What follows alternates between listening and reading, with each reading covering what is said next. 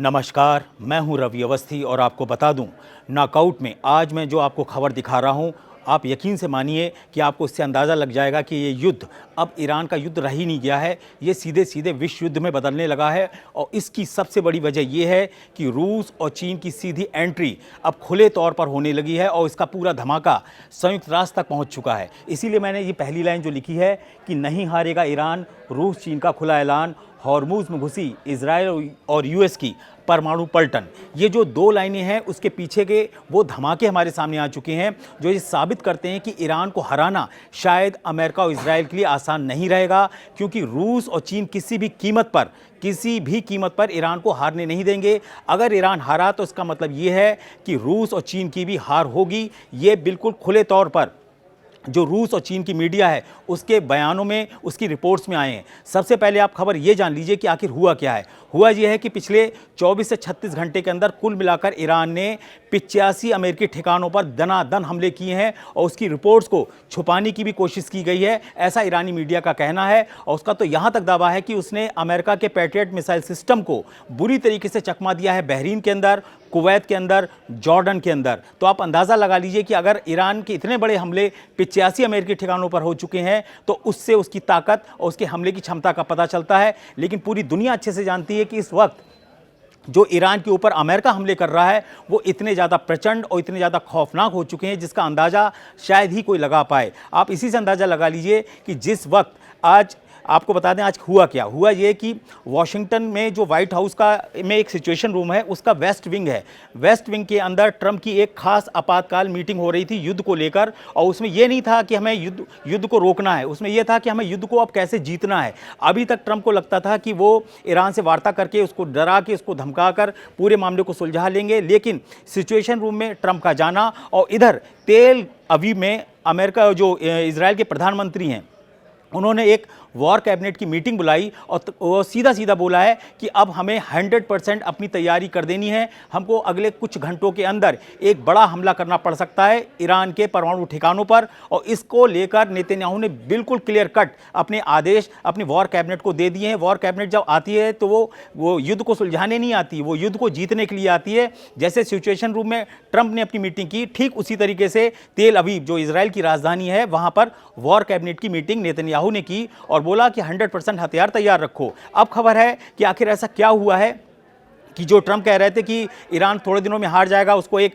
Lilliput जैसा देश, एक छोटा सा देश भी वो हरा देगा क्योंकि हमने उसको इतना बुरी तरीके से नुकसान पहुंचाया है। आखिर ट्रंप को ये ज़रूरत क्या पड़ी कि उन्होंने जो अपना सेंटकॉम है यानी कि अमेरिकन सेंटर कमांड जो है उसको खुलकर बोला है कि आप अपनी पूरी ताकत से हॉर्मुज और खार द्वीप पर जो ईरान का कहते हैं ना तेल भंडार या तेल सप्लाई का जो पूरा सिस्टम है, जो कहते हैं ना पूरा जो उसका पूरा इलाका है, उसी को तबाह करने का आदेश दिया है। और फॉक्स न्यूज़ को, मैं फिर बोल रहा हूं, अमेरिकन मीडिया फॉक्स न्यूज़ को ट्रंप ने एक इंटरव्यू में बोला है कि हम अगले 3 दिनों तक ईरान के ऊपर इतने सटीक हमले करने जा रहे हैं जिससे उसकी पूरी तेल सप्लाई लाइन ख़त्म हो जाएगी, उसके जितने भी हथियारों के डिपो हैं हम उसको भी तबाह कर देंगे, इसके अलावा हम उसके पानी के भंडारण को भी तबाह करेंगे। अभी तक ट्रंप इन चीज़ों से बच रहे थे लेकिन अब ट्रंप खुलकर बोलने लगे हैं, वो भी मीडिया के सामने। दूसरी इंपॉर्टेंट बात यह है कि जो रूस और चीन है उसके बारे में अब वॉशिंगटन ने और पेंटागन ने अपना एक विरोध दर्ज कराया है संयुक्त राष्ट्र में भी और प्रेस मीडिया में भी। मीडिया में उन्होंने सीधा बोला है पेंटागन ने कि भाई हमको ये पूरा यकीन है कि इस समय रूस और चीन जो हैं वो मिलकर ईरान को घातक तरीके से युद्ध के लिए को उकसा रहे हैं और वो चाहते हैं कि ईरान पूरी तरीके से अपने आप को युद्ध में झोंक दे। रूस और चीन ने ईरान को मोहरा बनाकर अमेरिका को और इजराइल को पूरे पश्चिमी मीडिया में घेरने का काम शुरू कर दिया है, ऐसा अमेरिकन मीडिया और पेंटागन के अधिकारी बोलने लगे हैं। पेंटागन ने एक अपनी रिपोर्ट में बिल्कुल स्पष्ट बोला है कि हमारे पास पूरी पुख्ता जानकारी है कि इस वक्त रूस अपने सैटेलाइट जो है उसके जरिए लाइव लोकेशन उनके हवाई अड्डों की दे रहा है, उनके सैन्य अड्डों की दे रहा है, उनके जो वेयर हाउस हैं, गोदाम हैं जहाँ पे हथियार भरे पड़े हैं, जहाँ बहुत सारी मिसाइलें और बॉम्ब्स भरे पड़े हैं, उसकी भी लाइव लोकेशन रशिया ईरान को दे रहा है। अब सवाल उठता है कि ईरान अगर इतना ही ताकतवर है तो ट्रंप उस पर हमला क्यों लगातार करते चले जा रहे हैं। उसके पीछे की ये है कि ईरान ने जो हमला किया है उसने अपने बलबूते पे नहीं किया है, उसको सीधी सीधी जो मदद मिल रही है वो रूस और चीन से मिल रही है। एक लाइन में इसको अगर हम समझें तो हम बोल सकते हैं कि रूस जो है वो सैटेलाइट की तकनीक, सैटेलाइट का सहयोग कर रहा है, और चीन जो दे रहा है वो दे रहा है उसको तकनीक और पैसा लड़ने के लिए। तो ये जो चीन जो इन्वेस्टमेंट हो रहा है रूस और चीन की तरफ से, उससे जो बौखलाहट है वो ट्रंप के ऊपर हावी हो चुकी है। और यही बात नेतन्याहू ने उनको बोला कि देखिए अभी भी मौका है, अभी भी अगर हमने ईरान के ऊपर तुरंत अटैक नहीं किया तो हो सकता है कि कल को ये डायरेक्ट पूरी तरीके से युद्ध में उतर जाएं रूस और चीन। हमें ये चाहिए कि हम अगले 2-3 दिन के अंदर ईरान को इतना तबाह कर दें कि अगर उसके बाद भी अगर रूस और चीन मिलकर मदद करेंगे भी ईरान की, तो वो उसका कोई फायदे का मतलब नहीं रह जाएगा। तो कहने का मतलब ये है कि इस वक्त जो स्थिति है वो बेहद जटिल हो चुकी है। और उसके सबसे इंपॉर्टेंट चीज़ क्या है, जो ईरान ने हमले किए हैं पहले उसको समझ लीजिए, और फिर जो अमेरिका ने हमले किए हैं उसको समझ लीजिए। ईरान ने जो हमले किए हैं उसमें पहला उसने जो टारगेट अपने सीक्वेंस बनाया उसमें है जॉर्डन, बहरीन और कुवैत। ये जो 3 देशों के मैं आपको नाम बता रहा हूं, उसमें ज़बरदस्त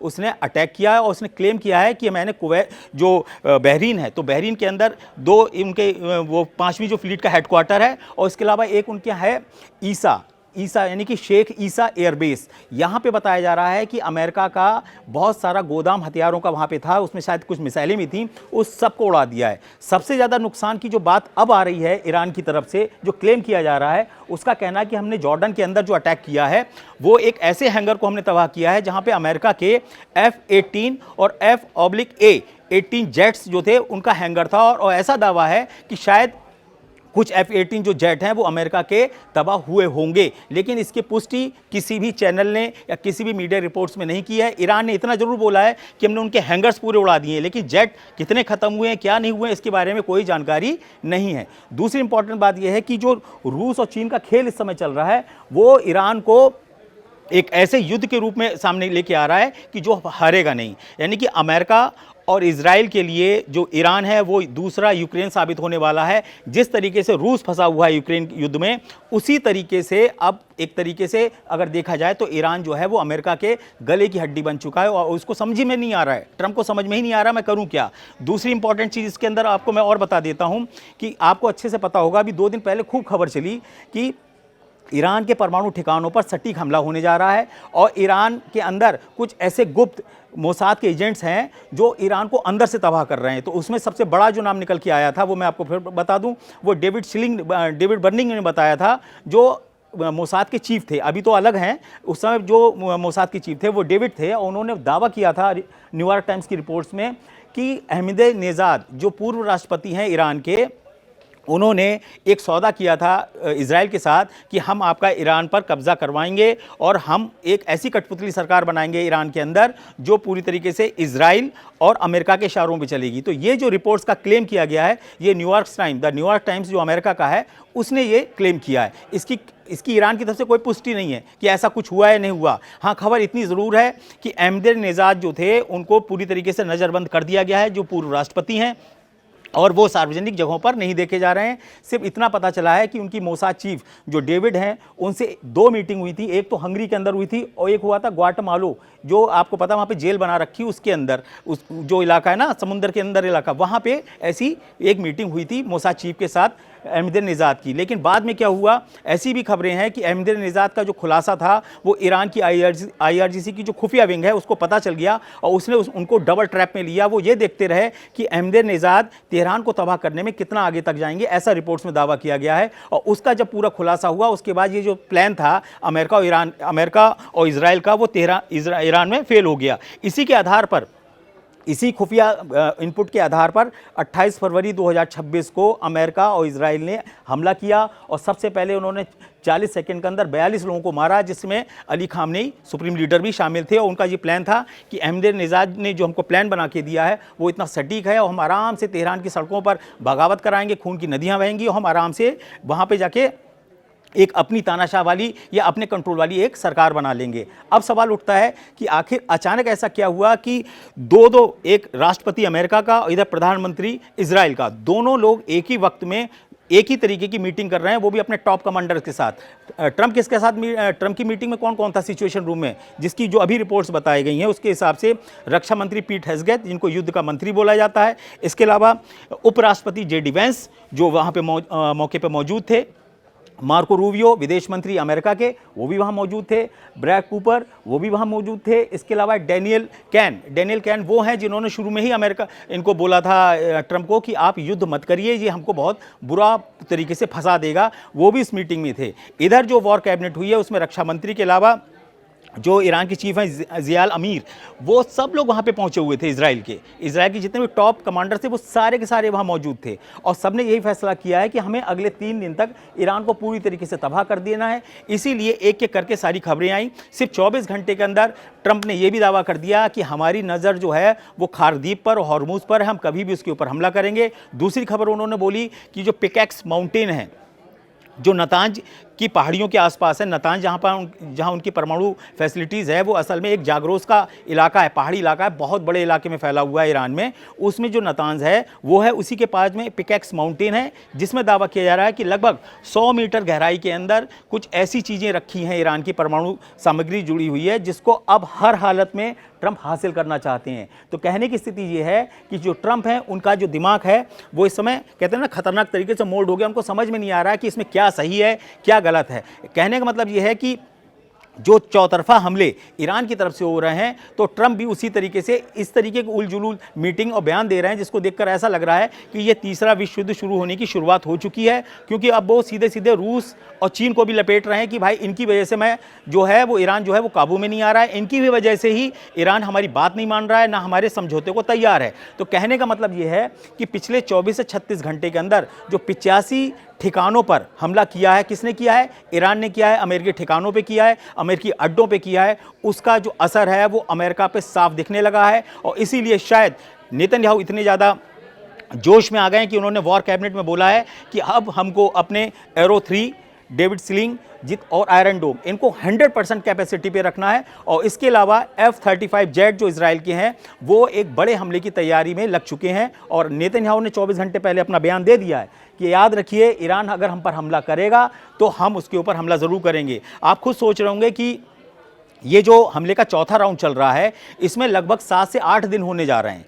7 से 8 दिन में हैरान करने वाली बात यह है कि ईरान ने एक भी मिसाइल इजराइल के ऊपर नहीं दागी है, और इजराइल ने एक भी मिसाइल या ड्रोन ईरान के ऊपर नहीं दागा है। इसके पीछे की स्ट्रेटेजी ये बताई जा रही है कि ईरान नहीं चाहता है कि इस वक्त मुझे अपनी लंबी दूरी की जो मिसाइलें हैं, बैलिस्टिक मिसाइलें हैं, चाहे वो सेजिल हो और चाहे फतेह 1110 हाइपरसोनिक मिसाइलें हो, वो इनको इजराइल के खिलाफ इस्तेमाल नहीं करना चाहता है, क्योंकि उसमें उसका बहुत ज़्यादा संसाधन लग रहे हैं और बहुत ज़्यादा उसमें कहते हैं ना बर्बादी भी होती है। और दूसरी इंपॉर्टेंट बात यह है कि इजराइल और ईरान की जो दूरी है वो लगभग कम से कम 1500 और ज़्यादा से ज़्यादा 2000 किलोमीटर की बैठती है। लेकिन बाकी अरब देशों के साथ अगर उसकी देखी जाए दूरी जो ईरान की है वो मुश्किल से 1100-1200 अधिकतम है। वरना आपको बता दें, कुछ तो जैसे ये बहरीन का जो पाँचवा जो बेड़ा है अमेरिका का, वो तो सिर्फ 280 या 290 किलोमीटर ही दूर है, जहां वो दनादन अटैक कर रहा है। और इसीलिए क्या कर रहा है ईरान? कुवैत को खूब अच्छे से मार रहा है। उसने क्या किया वहाँ पर कुवैत के अंदर जो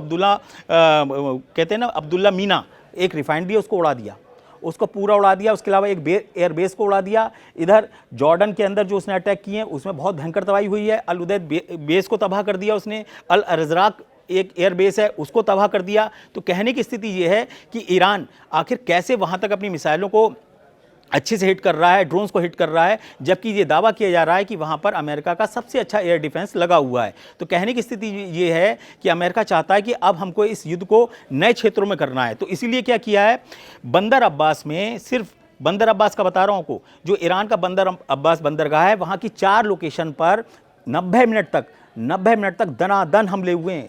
अली रेज़ा वहाँ की जो गवर्नर हैं, उन्होंने सीधा बोला है कि हमारे सिर्फ बंदर अब्बास बंदरगाह है, उसी के ऊपर 90 मिनट के अंदर आप समझ लीजिए 4 अटैक हुए हैं। और इसके अलावा एक खबर और है। एक खबर यह है, जो सेंटकॉम है अमेरिका का, अमेरिकन सेंट्रल कमांड, उसने क्या बोला है कि हमने 7 घंटे तक ईरान के ऊपर हमले किए हैं। अभी मतलब कुछ घंटे पहले 7 घंटे लगातार हमले किए हैं। कहाँ किए हैं? बंदर अब्बास, केशदीप, केशम द्वीप, आपको बताएं ये अलग अलग हैं दोनों, खार द्वीप के आसपास, और इसके अलावा कुछ जो उनकी जो मध्य और दक्षिणी पूर्वी ईरान है वहाँ भी किया है। तो मध्य और दक्षिणी पूर्वी जो ईरान है वहाँ के बारे में एक खबर ये आई है कि जो ईरान की 388वीं ब्रिगेड है उसके ऊपर 13 मिसाइलें दागी हैं। कितनी? 13 मिसाइलें दागी हैं अमेरिका ने, जिसमें 7 ईरानी सैनिक जो हैं वो मारे जा चुके हैं। तो स्थिति ये इतनी खतरनाक और इतनी भयानक हो चुकी है कि ईरान ने तो सीधा बोल दिया कि हमारे पास खोने को कुछ बचा नहीं है। अगर तुम सोचते हो कि तुम हार्मूज पे कंट्रोल कर लोगे और उसको अपने हिसाब से नचा लोगे तो ऐसा नहीं होगा।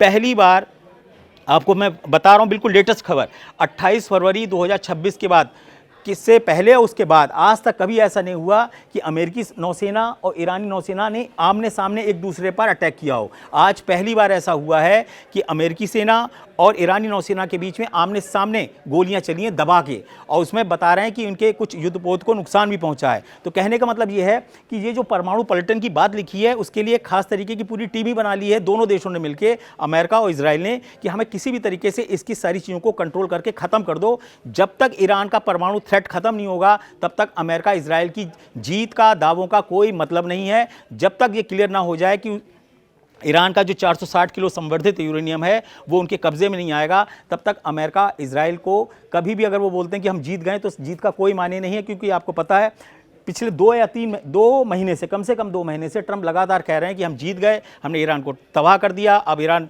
बिल्कुल बेकार है, उसको एक लिलीपुट जैसा देश तबाह कर सकता है, मैंने इतना कमज़ोर कर दिया है। और अगले 24 घंटे में क्या होता है, 85 सैन्य ठिकाने जो अमेरिका के हैं खाड़ी में, वहाँ पर धनाधन हमले कर रहा है। आप रोक ही नहीं पा रहे हो, आपका पैट्रियट को वो कहते हैं ना चकमा देता चला जा रहा है। तो कहने की स्थिति यह है कि अगले 24 से 28 घंटे में या 36 घंटे के अंदर आप देखिएगा ईरान कुछ बड़े धमाके करने वाला है। और इसके पीछे की सबसे बड़ी जो ताकत है, जो बोल रहा है ना कि नहीं हारेगा ईरान, वो सिर्फ रूस और चीन की एंट्री है। और रूस चीन के ही दम पर इस वक्त जो है ईरान लड़ पा रहा है। आपको अच्छे से पता होगा, अभी हम लोगों ने बताया था आपको 2-3 दिन पहले कि तेहरान में एक रूस का एक सैन्य विमान उतरा जो बिल्कुल पैसेंजर विमान की तरह दिखाई देता था। उसका नाम है TU-214P। एक ऐसा कमांड सेंटर उड़ता हुआ एक ऐसा कमांड सेंटर उड़ता हुआ जो ईरान के एयर डिफेंस को मजबूत कर रहा है, जो ईरान को लाइव लोकेशन के बारे में बता रहा है। अभी आप ऐसे समझ लीजिए कि जो सैटेलाइट की तस्वीरें हैं वो रशिया से पहुंचती हैं ईरान उसके ईरानी सेना उसके हिसाब से उसको लोकेशन को लॉक करता है और उसके बाद अटैक करता है। अब इसके अंदर जो पैसा लगता है, जो संसाधन मिलते हैं और जो ग्राउंड पर मदद करने की बात आती है, यहीं पे चीन उसकी मदद कर देता है। तो ये जो कॉम्बो बन गया है रूस चीन का ईरान को लेकर, वो जो है गले की हड्डी बन गया है ट्रंप और नेतन्याहू के लिए। इसीलिए मैं आपको बार बार बोल रहा हूं कि ये जो ईरान युद्ध है वो ट्रंप और नेतन्याहू के लिए दूसरा यूक्रेन युद्ध हो जाएगा। और ये साबित होने लगा है, अब रिपोर्ट्स में आ चुका है। कहने की स्थिति ये है कि उन्होंने चालें तो बहुत अच्छी चली, लेकिन कोई भी चाल पूरी तरीके से सटीक नहीं बैठी और इसीलिए ट्रंप और नेतन्याहू फंसे हैं। अब उनके पास निकलने का एक ही तरीका है, अगर किसी तरीके से वो ईरान को अगले 2-3 दिन के अंदर पूरी तरीके से तबाह कर दें और उसकी जो परमाणु सामग्री है उस पर अगर कब्जा कर लें, तभी आप ईरान पर जीत की घोषणा कर पाएंगे, तभी वो आपके कंट्रोल में आएगा, तभी वो आपकी जीत मानी जाएगी। फिलहाल हॉर्मूज को लेकर पूरे संयुक्त राष्ट्र में रूस ने और चीन ने वीटो कर दिया है। उसने सीधा बोला है कि मैं आपको बता दूं अमेरिका इस समय बिल्कुल ज्यादती कर रहा है। आपको बता दें कि जो रूस के विदेश मंत्री हैं सरगेई लावरोव, उन्होंने 2 टूक बोला है कि इस वक्त हॉर्मूज के अंदर अमेरिका अंतर्राष्ट्रीय कानून की धज्जियां उड़ा रहा है और हमको इसको समझना होगा। तो कहने की स्थिति यह है कि अभी की जो स्थिति है वो बेहद कहते हैं ना विकट परिस्थितियां पहुंच गई हैं और आप देखिएगा कि 24 से 36 घंटे के अंदर कुछ ना कुछ बड़ा हमला ज़रूर होगा दोनों तरफ से। फिलहाल मैं नॉकआउट में आपको सिर्फ इतना बताता हूं कि आप इसके ऊपर अपनी टिप्पणियां करिए। आप बताइए कि आपको क्या लगता है कि अगले 24 से 36 घंटे में क्या होगा। क्या आपको लगता है कि ट्रंप और नेतन्याहू मिलकर क्या ईरान को इस नए राउंड में हरा पाएंगे, या ईरान वास्तव में, ईरान के लिए रूस और चीन एक ऐसा कवच बन गए हैं जो अब ईरान को किसी भी कीमत पर हारने नहीं देंगे। जो भी आपकी इसके ऊपर टिप्पणियां हो ज़रूर बताइएगा। कंटेंट अच्छा लगा हो तो उसको लाइक ज़रूर करिएगा। मैं आपको फिर जल्दी कुछ ना कुछ नया बताऊंगा, और क्योंकि आने वाले दिनों के अंदर या आने वाले घंटों के अंदर जो संभावनाएं बन रही हैं वो बेहद खूनी युद्ध की और तीसरे विश्व युद्ध की जो पृष्ठभूमि है उसको लेकर बन रही हैं। अब मैं जो भी इसका नया डेवलपमेंट होगा, अपडेट होगा, वो मैं आपको बताऊँगा। फिलहाल नॉकआउट में आपके लिए इतना ही। तब तक के लिए जय हिंद।